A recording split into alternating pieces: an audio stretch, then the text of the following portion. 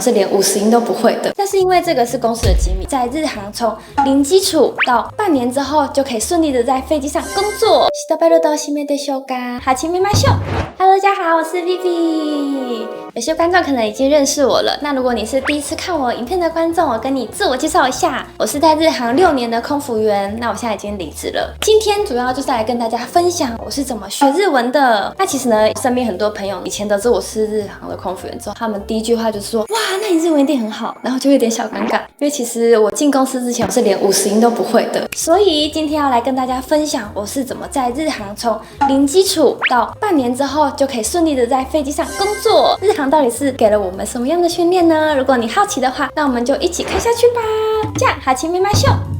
分享呢会分2个部分，第一个是我在台湾上课的，然后另外一个呢是在日本受训的日文课。其实我们在正式受训之前呢，公司就有要求我们说自己先学习50音，但其实像片假名、平假名这么多，我觉得蛮难记的。我为了不想要只是死记的把它背起来，所以我就找了几首简单的日文歌曲，找了新垣结衣很有名的小小恋歌，想要学日文的应该都有听过这首歌，所以我那时候就是一边看着日文歌词，一边听日文歌。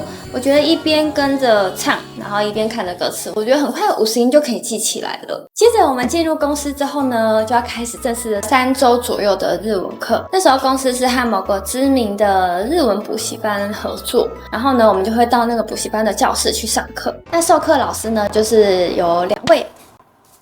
是2位会中文的日本人老师，但是我自己是觉得老师好像会故意的听不懂中文。比如说我们有一些问题想问老师，可是有些同学的日文可能没有办法表达那么好，我们就会用中文发问，然后呢老师就故意这样听不懂哦，你们说什么意思？然后呢我们就要努力的用我们仅有的日文单字去拼凑那些字句，把这个问题丢给老师，然后老师才用日文回答我们。我觉得可能是故意要让我们习惯在全日文的环境下怎么去跟不会中文的人沟通，因为未来在飞机上面呢，不是每个组员都会中文。那我们上课的内容其实就是一些基本的单字，比如说数字1、2、3、4、5、6、7、8、9、10一些简单的，还有形容词美味しい、楽しい、にぎやか、静か这一类的，还有颜色啊，赤い、青い、黄色、白い，或者是位置上下左右，上、下、右、左。我们也会有教机上免税品的品牌，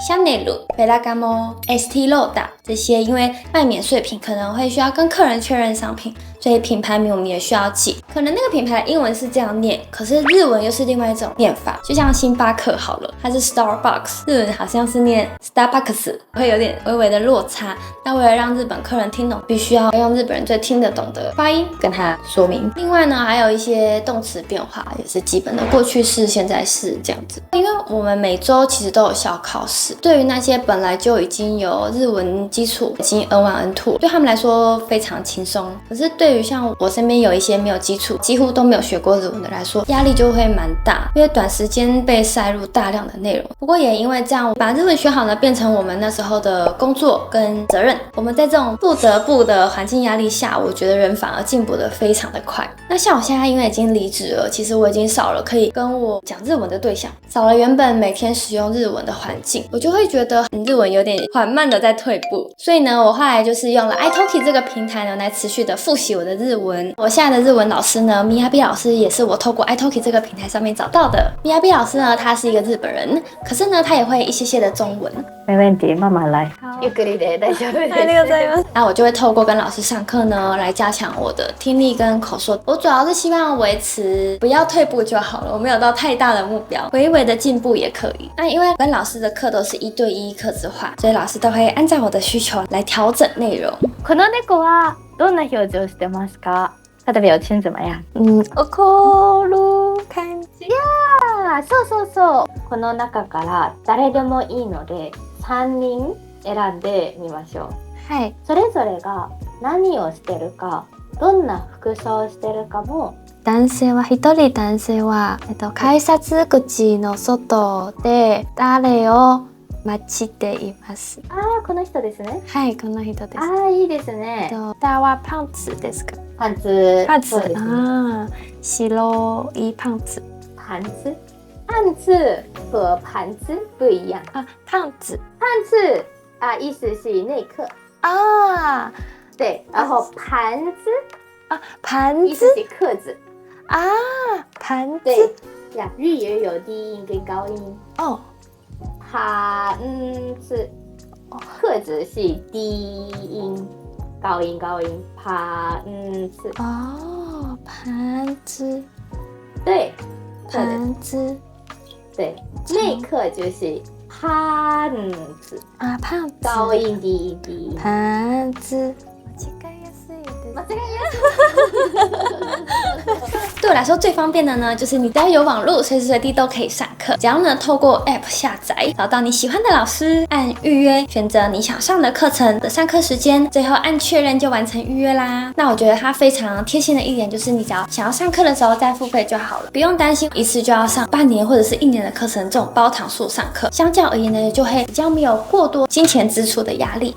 好，那在台湾的日文课结束之后呢，我们就要飞到日本受训了。飞到日本受训一样也有日文课，那边的日文课其实我觉得又再更严格一点，它是由公司专门培训外籍组员的日文老师，他们真的我觉得严格很多，尤其是他们非常的讲求字句的重音都要在正确的位置上面。比如说饮料这个单字 onomimono 必须要是 onomimono， 不可以是 onomimono， 也不可以是 onomimono， 就是日文非常讲求重音。如果你的重音错了，可能会让日本人听不懂这个字是要讲什么，会觉得说老师怎么有点小刁钻。但我后来回想起来，我觉得这样的训练呢，可以让我们未来在机上服务的时候，客人可以更清楚的听懂我们在说什么。像我外国人可能会有一些腔调或者是口音，这样的训练就可以增加我们日文发音的精准度。然后呢，我跟你们分享一下，那时候我在日本上课的时候，都有一个宝典，就是这本书呢，就是我们在日本上课都会使用到的课本，里面都是一些在飞机上可能跟客人会有的对话用语。但是因为这个是公司的机密，不能给大家看，或者是拍到里面的内容，但是可以跟大家分享课本里面大概在讲什么。如果你去搭日商，比如说 ANA 或者是日本航空，飞机上听到空服员对你说的话，课本里面大概就是这样子的对话。比如说シートベルトを締めでしょうか？シートベルトを締めください。座席の線を戻しいただけますか？荷物を座席の下にお入れいただけますか？推着餐车的时候，お飲み物はいかがですか？本日のチキンと魚がございます。どちらがよろしいでしょうか？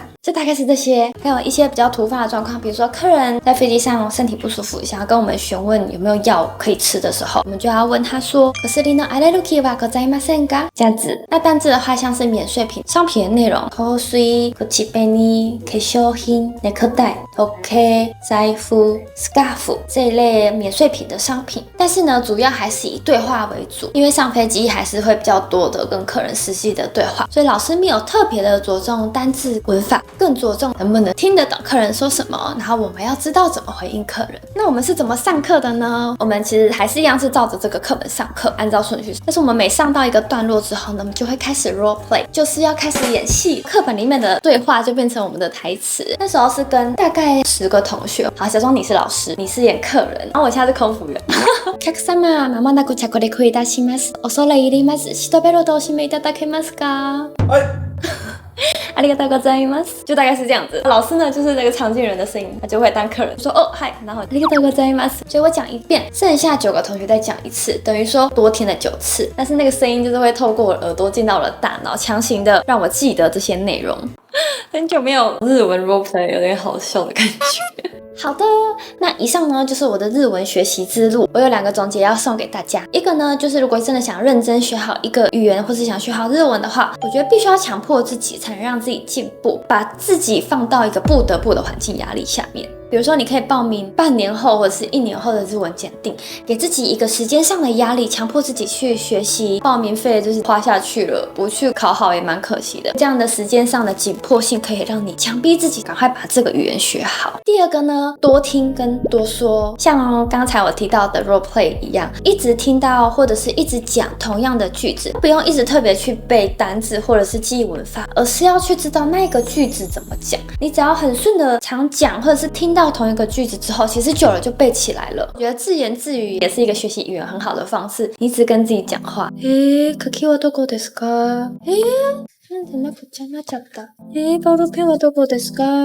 あった。这种感觉。自己一直讲久了，好像就慢慢的更懂那个语言的逻辑。那如果呢，你是一个比较喜欢有真人跟你互动对话来学语言的话，那我还是非常推荐可以在 iTalki 找专业的老师跟你一起练习。如果你是日文初学者，或是你是语言初学者，你也不用担心说怎么办，老师是日本人，我听不懂他讲日文，也不用担心，因为可以找到会中文的日文老师。自己发现 iTalki 上面找的老师蛮多都是双语的老师，他可能有2个母语，或是他母语是这个，但是他另外一个语言也非常的精通。iTalki 上面呢刚好也有来自世界各地3万位以上的老师，所以不管呢你是想要学日文、英文、西文、德文各种各样的语言，在 iTalki 上面都可以找到相对应的语言老师。那第1堂课呢，记得使用我的专属优惠码 Vivi， 买10美元呢会送5美元，优惠呢只有前50位名额哦，快点点击资讯栏下方的链接去上课吧。那也别忘了帮我按赞订阅，开启小铃铛。那我们就下次影片再见喽，拜拜。